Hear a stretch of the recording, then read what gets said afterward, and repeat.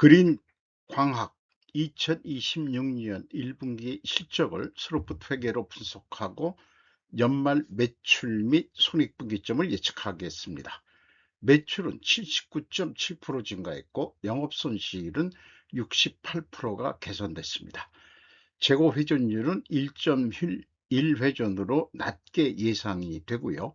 PBR은 15로 매우 높게 평가되어 있습니다.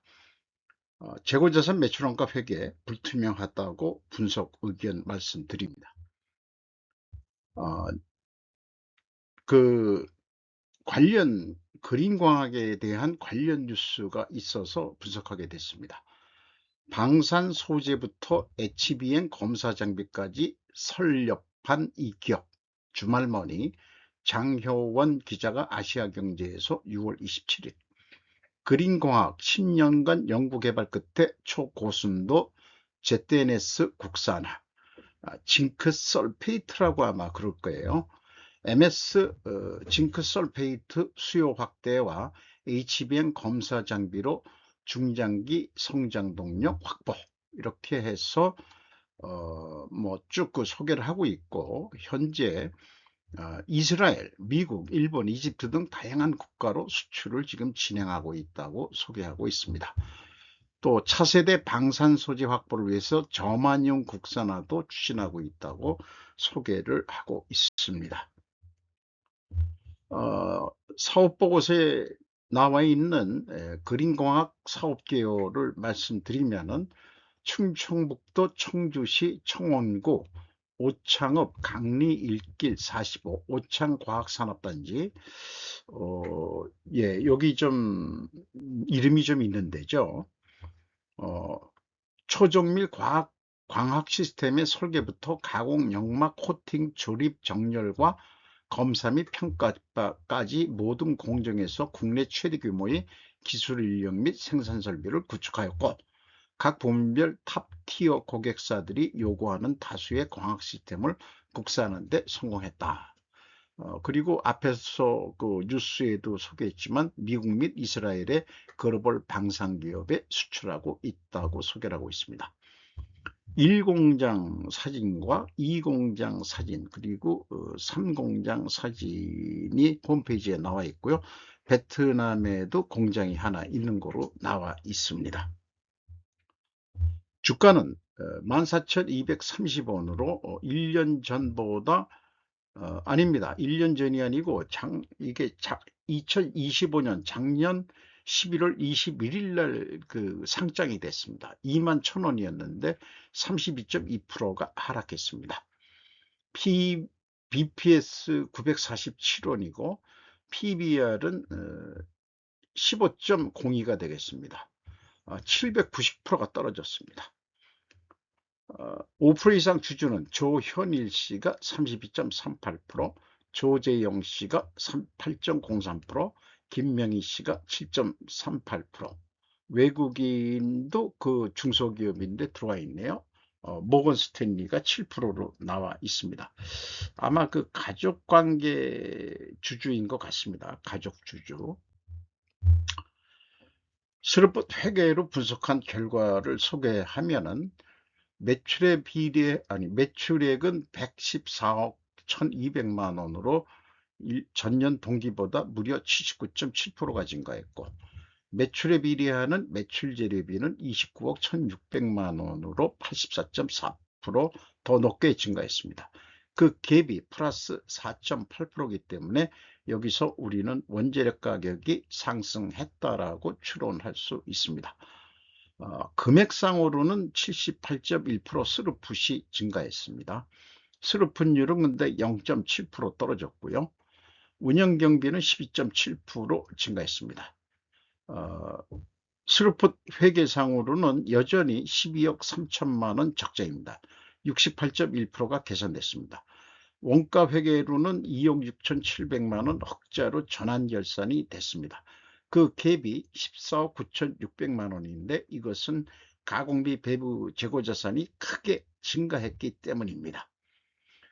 연간 재고 회전율은 1.12회전으로 예상이 됩니다. 그래서 다시 정리하면은 영업적자 개선 원인이 뭡니까? 물어보면은 1차 원인은 매출액이 급증했습니다. 2차 원인은 슬프액이 급증했습니다. 3차 원인은 오이율 그 50.7%가 하락했습니다. 그 미리 말씀드렸지만은 여전히 그 슬프상으로는 적자 상태입니다. 원가 회계상으로는 2억 6,700만 원 흑자인데 123.4%가 전환이익이 됐습니다. 그럼 여기서도 영업이익 증가 원인은 무엇이냐 물으면은 1차 원인은 매출액은 항상 원가 회계나 슬프 회계나 똑같겠죠. 2차 원인은 매출 원가율이 하락했다. 8.8% 하락했습니다. 그리고 판매 관리 비율도 11.5%가 하락했습니다. 원가 회계로는 흑자가 전환되었으나 슬프 관점에서는 여전히 적자 행진입니다. 그 원인을 설명하면 재고자산의 관계가 있습니다. 그런데 전년도 1분기는 그 상장이 그 11월 달 4분기에 됐기 때문에 아마 3분기 거도 없을 거고요. 2026년 올해 1분기 거만 증감의 그 비교 의미가 있겠습니다. 그런데 그래서 그 가공비 배부 재고자산을 기준으로 제가 그 분석을 하는데 이 금액을 찾아낼 수가 없었고요. 다만 전체 재고자산은 그 비성분 금액에서 38억 2,700만 원이 증가했기 때문에 그게 역산을 통해 가지고 256억이 1분기에 그 재고다. 이렇게 나타납니다. 다시 그 정리한 대로 말씀드리면은 2025년 하반기에 상장돼서 2025년 1분기 분기보고서가 공시되지 않았습니다. 파편적으로 구할 수 있는 정보는 비성분 재고 자산의 변동액 38억 2,700인데 제가 이거 잘못 썼군요. 밖에 없습니다. 회사의 재고자산 변동 범위가 전체 재고자산을 기준으로 하고 있어 전체를 적용 분석을 할 수밖에 없었습니다. 수주산업 성격으로 인식되며 제공품이 지속적으로 증가하고 있다는 것이 조금 눈에 거슬립니다. 2024년 말에 173억이 있었는데 지금 255억 원어치가 지금 제공 중에 있다. 얼마나 많은 직원들이 뭘 하는 건지 이게 이렇게 많이 있는가 그런 생각을 하게 돼요. 비성분 재고자산의 변동 내용 분석 내용을 말씀드리겠습니다. A 재고자산의 변동이 마이너스 22억 3,800만 원이면은 재고가 증가했다는 뜻입니다. 그리고 재고자산의 매입액이라고 되어 있으면은 A 재고자산의 변동은 전체 재고자산을 기준으로 하고 있습니다. 두 가지를 합친 MC 매출원가 재료비는 14억 2천만 원인데 전년도의 1분기는 마이너스 11억 3,700만 원이 나옵니다. 그게 이럴 수가 있느냐? 뭔가 재고자산 그 증감액에 문제가 있는 거 아니냐? 물리적 세계인데 이거 재고는 비용도 아니고 이것이 좀 문제인 것 같습니다. 이 회사는 운영경비 12.7% 증가했고요. 운영경비 97억 2,500만 원에서 판매관리비 23억 4,100만 원을 뺀 73억 8,300만 원이 공장 가공비가 되겠고요. 가공비율 66.9%로 떨어졌고 생산 재료 비율이 4.2% 상승했습니다. 여기서도 우리는 원재료 가격이 상승했다라고 2차 추론을 해볼 수 있습니다. 요거는 넘어갑니다. 그래서 재고자산의 증가액을 검증을 해보면은 이 300만 원은 그 BWCI 증가액, 이거를 빼주면은 일치를 합니다. 근데 전년도 거는 얼마인지를 알 수가 없죠. 38억 2,700만 원인데 비교할 수가 없습니다. 1분기 것만 의미를 두겠습니다. 뭐 일치를 합니다. 그 다음에 현금 흐름표 전체 재고자산의 증가액도 검증이 어렵습니다. 현금 흐름표에 표기가 되어 있지가 않습니다. 원가 회계하고의 영업이익 차이 14억 9,600만 원 크게 차이가 나는데 재고자산 증가액이 전체 재고자산 증가액이 22억 3,700만 원에서 가공비를 곱하면은 그 차액이 검증이 되겠습니다. 주요 운영 경비입니다. 인건비가 33억 3,100만 원, 2.1% 감소했습니다. 직원 수는 278명으로 2명이 줄었네요.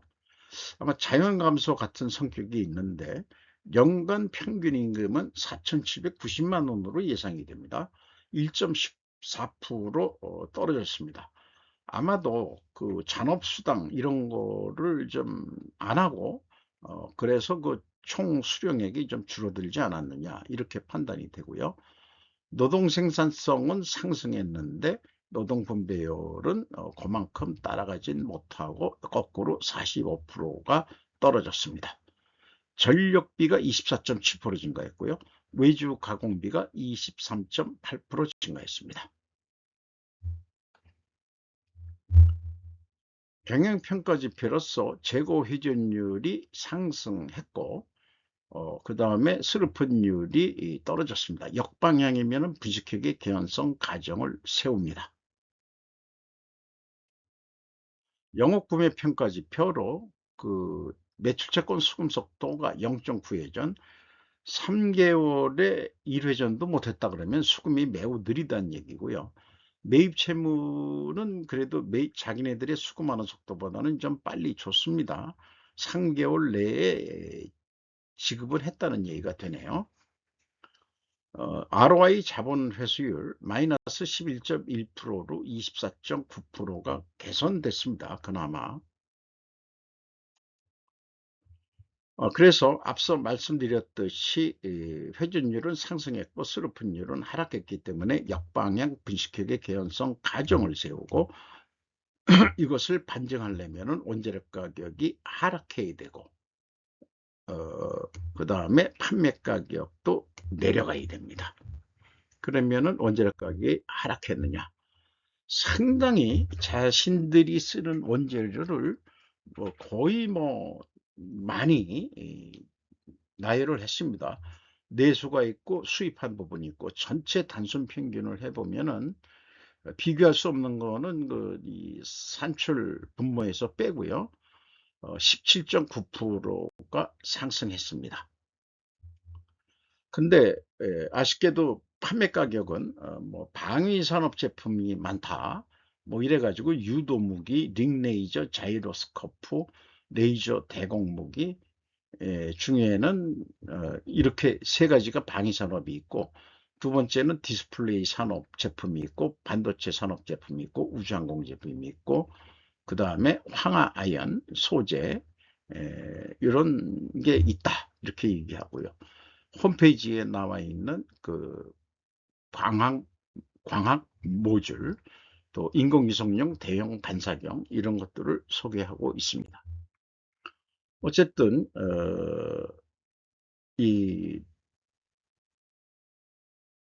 반증을 해보려고 그랬는데 그 원재료 가격이 하락하고 판매 가격도 하락해야 되는데 원재료 가격 상승했죠. 안 맞아 떨어지죠. 판매 가격 하락으로 되어 있는데 이거는 비공실에서 결국은 반증이 불가능하겠습니다. 1분기 실적을 토대로 연간 매출액을 예측해 보겠습니다. 적자 상태였기 때문에 슬럼프 관계상 손익분기점을 매출 계획을 세웁니다. 좀 특별한 경우죠. 그러면은 그 운영 경비가 1 더하기 300%에서 슬로프율이 74.4%니까 한 522억 5,500만 원 할 것이다. 손익분기점 매출액은 이렇게 되는데, 매출 재료비도 또 똑같은 방법으로 여기 357.9%가 증가했으니까 스루프텍에는 매출 재료비는 매출에 비례하는 거니까요.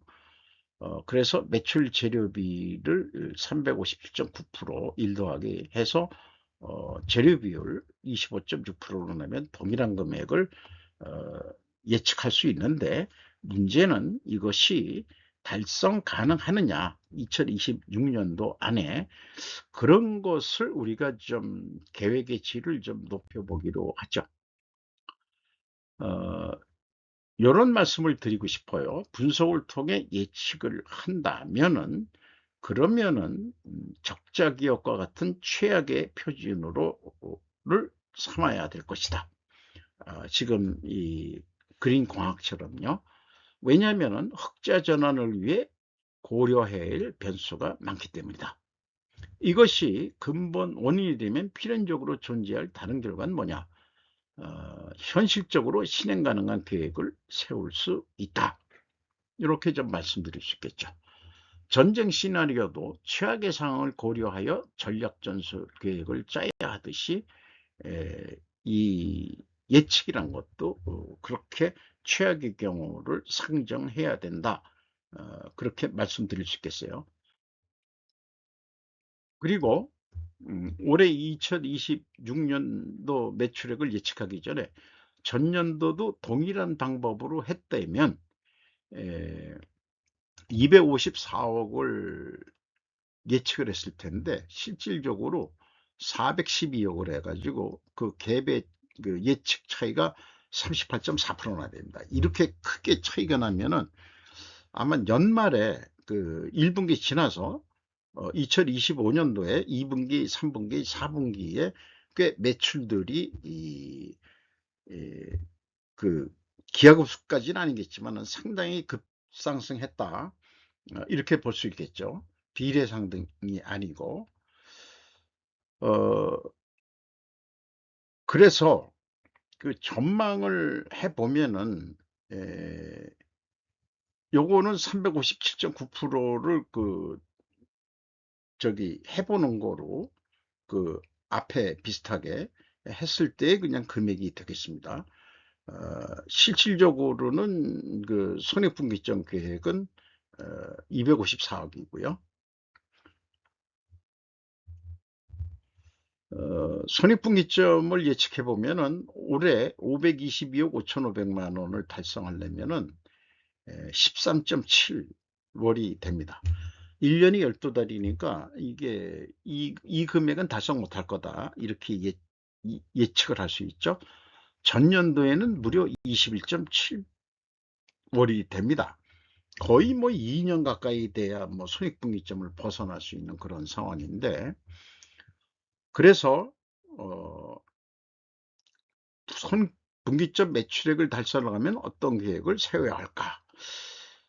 그래서 단순하게 생각하기보다는 일단 357.9%로 매출이 그 하반기에 많이 올라갈 거라고 보고, 그 다음에 이 금액이 522억 5,500만 원인데, 이거를 손익분기점 도달 시기를 계산해 보면은 13.71개월이 나와요. 그럼 이것은 도저히 522억 원은 못할 거 아니냐? 그러면은 어떻게 해야 될 거냐? 어떻게? 우선 빨간 거 운영 경비는 스루프 쪽에서는 마지막 3순위로 건드리는 건데요. 13%를 줄인다면은 요 목표를 12월 달 안에 나오게 하기 위해서 요 변수를 입력을 해 보면서 맞춰갑니다. 그래서 13%가 됐을 때, 줄였을 때, 이거 한 388억 운영 경비인데 338억, 간 50억을 깎아야 된단 말이에요. 어떻게 50억을 깎을 수 있죠? 그렇게 돼야만이 이게 실현 가능하다. 이런 얘기가 되겠습니다. 그래서 이 실행 가능 매출액이 451억 나오거든요. 그럼 451억을 기준으로 했을 때 회전율이 1.12회전이었으니까 1.25회전으로 11.9%더 노력을 한다. 일반적으로 하반기에 많이 올라가니까. 그러면은 이게 이 451억 원이 504억 원이 돼 가지고 그다음에 거의 영업이익이 800만 원 정도, 손익분기점 정도가 변경된 손익분기점으로 예시가 될 수 있겠습니다. 원가 회계는 357%가 아니고 300%로 손익분기점을 원가 회계는 계산하기 어려우니까 스르폰만 할 수 있어요. 손익분기점은 변동비하고 그 고정비 개념 쪽으로 접근하는 거기 때문에. 그래서 총 제조 비용을 먼저 재고가 10% 감소할 때와 10% 증가할 때 각각의 매출 원가를 산출해 봐야 되고, 또 재고가 감소했을 때는 10% 감소했을 때 얼마 팔아야 되냐, 564억 8천만 원을 팔아야 됩니다. 그 다음에 재고가 증가할 때는 505억 원. 그러면은 이것도 59억 원 정도 더 매출을 안 해도 되는 거죠.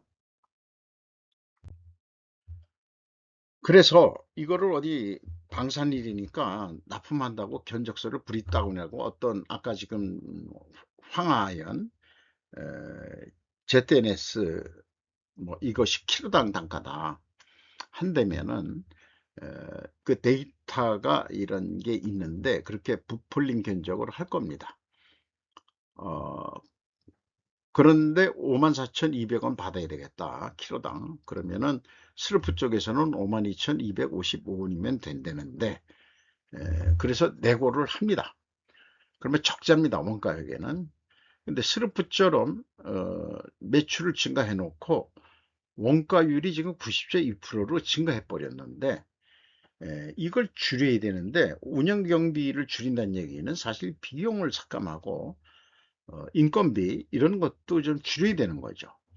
거의 안 돼야 되지만 할 수 없이 이렇게 81%로 변경을 합니다. 92%였던 거를 낮추는 거죠. 과연 낮출 수 있는지 여부는 좀 또 별도로 또 따져봐야 되겠죠. 현실적인 거는. 그래서 판매 관리비도 좀 줄어드는 거로 그렇게 계산을 하고요. 그러면 한 45억 남는 거로 이렇게 판단이 됩니다. 45억 증가가 되는 거고, 실제 영업이익은 291억 원이 되는 거죠.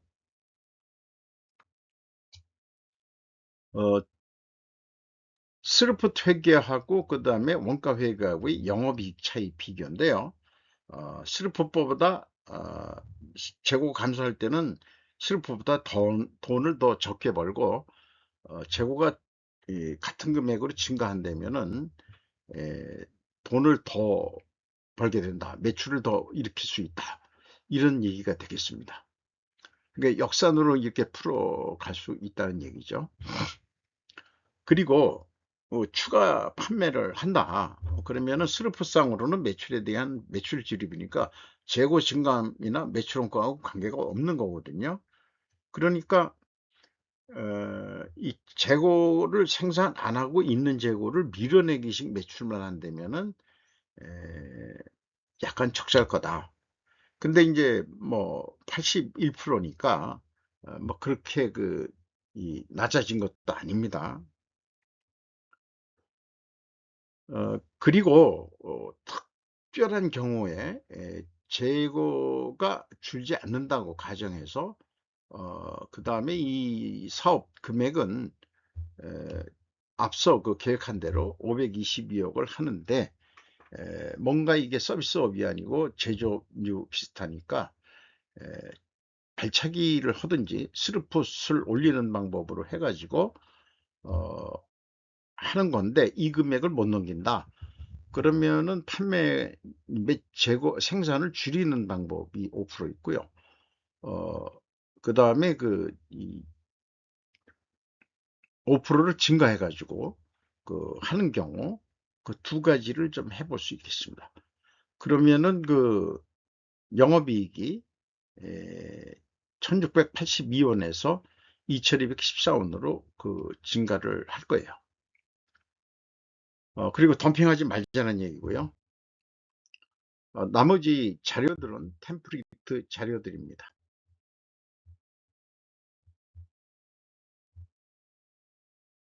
두 갈래길이 있습니다. 어느 길로 가시겠습니까? 오늘도 좋은 하루 되시기 바랍니다. 굿나잇.